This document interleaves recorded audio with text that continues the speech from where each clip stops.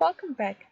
In today's video, I want to take you through an overview of what we're going to be doing when we talk about sketching a cubic function, right? So what we have on screen is just the basic shapes of the two cubic functions that you're going to be dealing with, right? One where you have a which is positive, right? Or when a is negative, right? So like stated before, the cubic function is a polynomial of the third degree, right? And we say that it's a polynomial of the third degree because its leading term is x cubed, right? Its mother function is f of x is equals to simply x cubed, right? And when we draw this function, right, it looks like this. It's also important to know the properties of the mother function, right? The mother function doesn't have a stationary point, right? Instead, it has a point of inflection at x is equals to 0, right? And when you look at tangent lines drawn on the mother function throughout its domain of x is equals to real numbers, we see that the tangent lines are always positive, right? Which means that the mother function is increasing throughout. Another version of the mother function that you can see, right, is the reflection about the y-axis. This still keeps all the properties, instead that now the graph is decreasing throughout its domain. So the general form of a cubic function is f of x is equals to a times x cubed plus bx squared plus cx plus d, right? So the way that we are going to go about sketching a cubic function is always the same, right? And your sketch is going to look different depending on your f of x formula, right? Please also note that when we do curve sketching, there's a lot of different formulas that you're going to be plugging into, right? So make sure that you are noting which formula you need and which formula you need to be plugging into, right? Okay. Then obviously, right, the first step that we're going to do when we are sketching our cubic function is to find our intercepts with our x's, right? The easiest intercept to find is going to be your y-intercept. And for this, we are simply going to set x is equals to 0 like normal, right?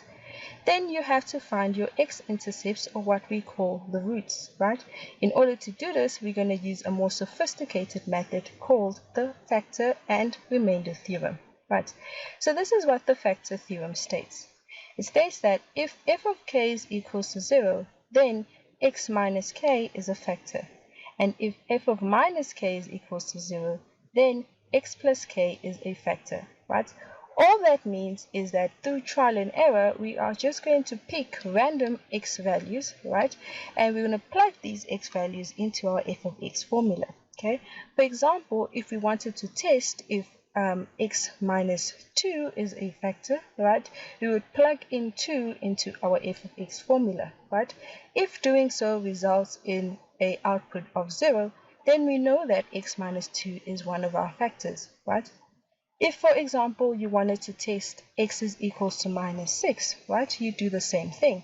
You'd plug in minus 6 into your f of x formula, and if doing so results in an output of 0, right, then you know that x plus 6 is one of your factors.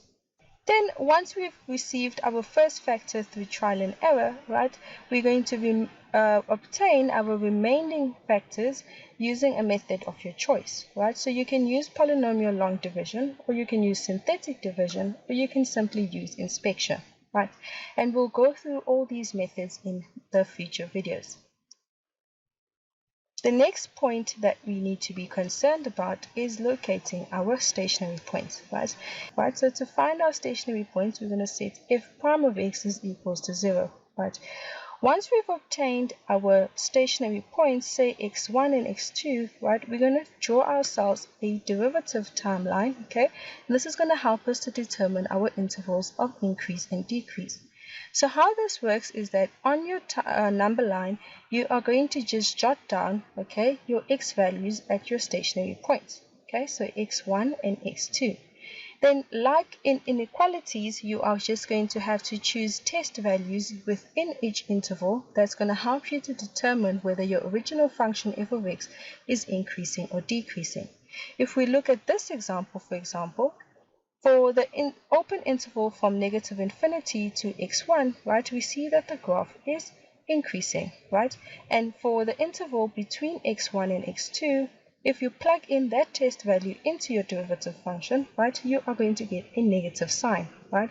And for the last interval from x2 to positive infinity, when you plug in that test value into your f prime formula, right, you're going to get a positive sign because the graph is increasing for that interval, right? Then always remember to substitute your x values into f of x to get your corresponding y values, right? Then the last point that we need to find is the x coordinate at our point of inflection, right? And for this, we're simply going to set the second derivative, or f double prime of x, equal to 0, right?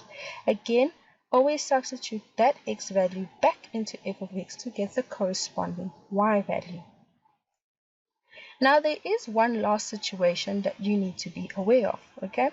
When we are doing our factor theorem, okay, and it happens that we get two of the same factors, like for example over here, you have the bracket x plus 2, which has been repeated, okay? It means that the graph is going to be tangential, right, to the x-axis at that value, right? All that this means is that that x value is acting as both an x-intercept and a stationary point, right? So you can see when we sketch this, right, what's going to happen is that instead of the graph having an x-intercept or actually going through, right, the point x is equals to -2, the graph is actually turning at that point. So we have a turning point at x is equals to -2, right? We're going to look at three different examples of curve sketching. So I will see you next time.